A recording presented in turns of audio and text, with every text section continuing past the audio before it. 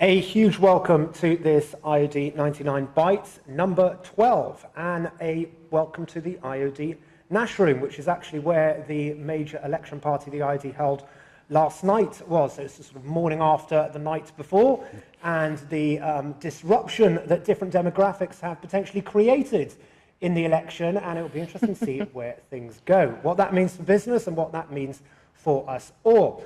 I am joined as ever by Jamie, who's Head of Tech and Entrepreneurship Policy and is going to give us a bit of an insight on the news side, which I think is most probably going to be slightly politically focused. And also Mary, who is founder of The Most Jam. The Most Jam company, who's also got an awesome business card as well, which she'll have to tell you about. So without further ado, I'm going to hand over to Jamie. Jamie, what has happened this week? Well, thanks very much, Alex. So, guys, basically, according to the conventional wisdom 2 months ago, the Conservative Party were heading for a stratospheric victory and Labour were heading for a crushing defeat. But I think this morning that conventional wisdom is looking pretty silly. And the big story of the election, I think, and over the next few days this will probably be borne out, is the effect that Jeremy Corbyn has had on the kind of youth vote in terms of galvanising young people to get out to the polls yesterday. And so going in, the polls were showing that 18 to 34-year-olds really were in Corbyn's camp, but there was a big question mark over whether or not they would actually turn out on the day. And I think they answered that question pretty emphatically. So if we're looking now to what happens next, what are the next steps for the Prime Minister, Theresa May will probably try to muddle through with a minority government for the next few months, and that might be supported in some informal way by some agreement with a smaller party, probably the Democratic Unionist Party in Northern Ireland seems to be what most people are betting on. Looking a little bit longer term, there is going to be some questions like, will she continue as leader? If she steps down, who is going to replace her? And will that person look to then maybe try and call another general election in order to secure a mandate? And people are talking about mid-autumn for that as well. And for those of us that have been fighting, or not fighting, those of us who have been working in and around elections and national votes for the last 3 years, that is something which is a fairly daunting prospect, I suppose. So from business, I think the line, as ever, is around stability. Business loves stability. Business hates uncertainty.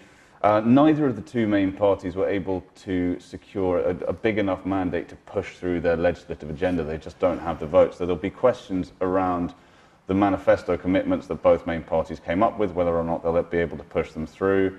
And I think more immediately, though, the question is going to be around Brexit. So the Brexit negotiations start in 11 days' time. And this is the big issue for business, obviously. And now, so the general election was called in order to make sure that the next government had a decent mandate to negotiate Brexit on behalf of the British people. Clearly, no one now has that mandate or that overwhelming mandate. So the real question is the shape of the negotiation now going to look very different? And that's not a question, unfortunately, that we can answer now. So I'm wary of going into too many details in terms of kind of guessing what the numbers are going to look like in the final hours, because over the next few hours and next few days, everything is going to move very, very quickly. So I don't want to say something now that in a few hours' time, when we get the bites up, has just turned out to be disproven or completely wrong. So I'm not sure I could face the humiliation. So in that light, I think that's where we are now. There are some very important questions to answer, and I'll pass back to Alex. Jamie, thank you so much. Obviously, this level of uncertainty, not great for business.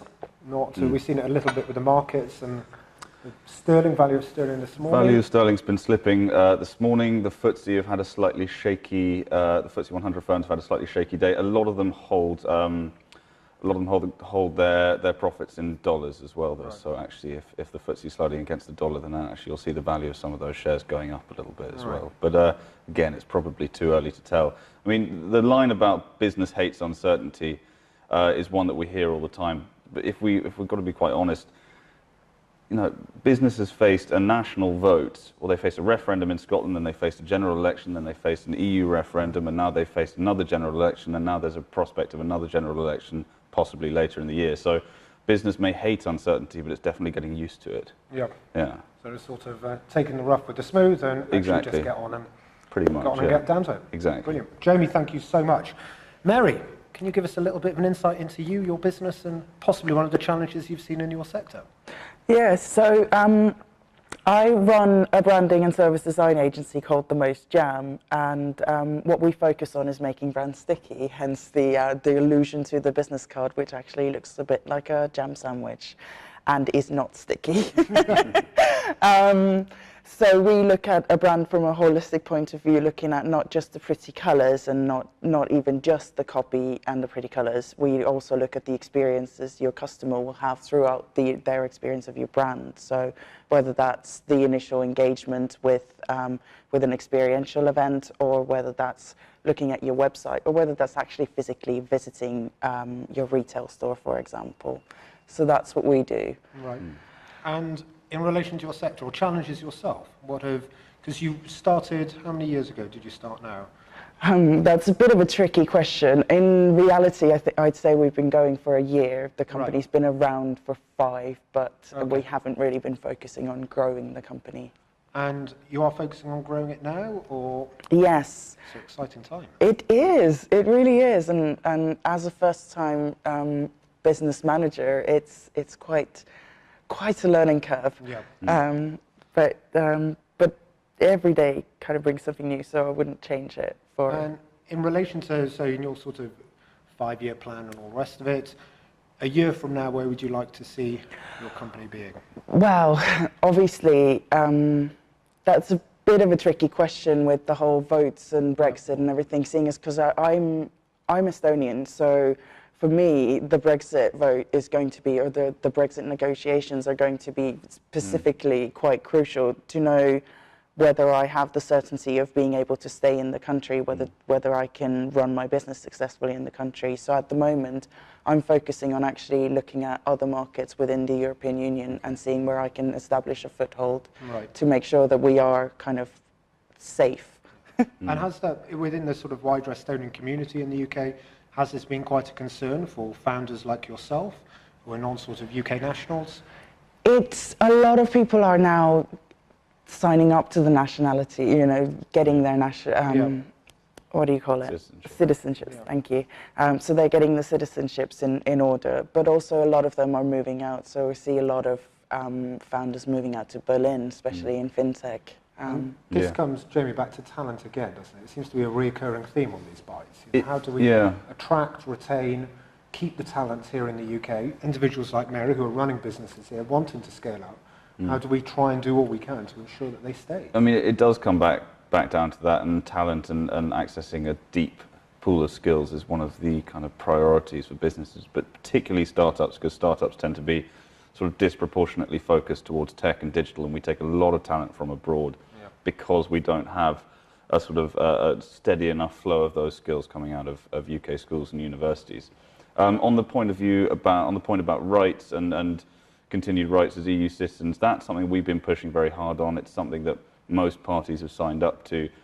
In spirit, it's also something that the Conservative Party have signed up to, but obviously they sort of couched it within the terms of the wider negotiation. But I think we will see some kind of deal around certainty for EU migrants already in the UK. But there is a wider question around skills and taking skills from abroad. Within the Tory manifesto, there was some particularly hardline points on, for instance, doubling the skills charge for people coming to the UK from outside the European Economic Area. And this is £1,000 to £2,000. This is exactly doubling that from £1,000 to £2,000 per year per business, which is obviously fairly stifling if you're a startup as well. But obviously everything is now thrown in the air. There's some slightly less sort of strict talk around migration from some of the smaller parties, and it'll be interesting to see whether that cuts through in the next few days. Okay. And Mary, a quick one on Estonia itself. What is the startup scene like there? Oh, absolutely buzzing. So a couple of weeks ago, I was over there actually for a big startup conference called Latitude 59, and we had some amazing showcases from different startups. And what I found fascinating compared to the London startup scene is how much, obviously by necessity, Estonia being a small country, how much they look to the broader world. So not just the UK and the US, but they're also looking at Asia, they're looking at other European markets. And that was something that really stuck with me from there. Fantastic. And in all sectors, or is it tends to be more tech-focused? Or we talk about infrastructure investments out there and things like that earlier? Yes, so a lot of it is tech-based. So Right. a lot of the startups are tech-based, and they're solving really boring problems. They're solving problems with warehousing, for example, with delivery endpoint. You know, they're looking at the boring things, and they're solving them not with really smart tech, but actually with smart thinking around existing tech and proven tech, and just taking it laterally. Sort of take that disrupting of a space that has been sort of relatively slow, and doing something new with it, and creating profit margins and buying because of that. So it's quite, you know, some of the stuff we've seen in delivery in the UK. I ordered something from Amazon yesterday, and it's going to arrive today, and it's, you know, imagine that sort of 5-10 years ago. You'd have to pay goodness knows how much for parcels to do that. So no, I think it's really, that's exciting. That's great. Well, Mary, thank you so much for being a part of this. We'll include Mary's Twitter handle and link to her website, etc., on all the comments around this. As always, Jamie, thank you so much. In these interesting times, you can guarantee that the IoD is definitely here for the many, especially if you are a founder. If you aren't a member of the 99 and you are a founder, do join up. It is an awesome network. We will also, as you would rightly expect, provide strong and stable business leadership during these interesting times. Now, that's enough of the political side. Have a great weekend, and we will see you next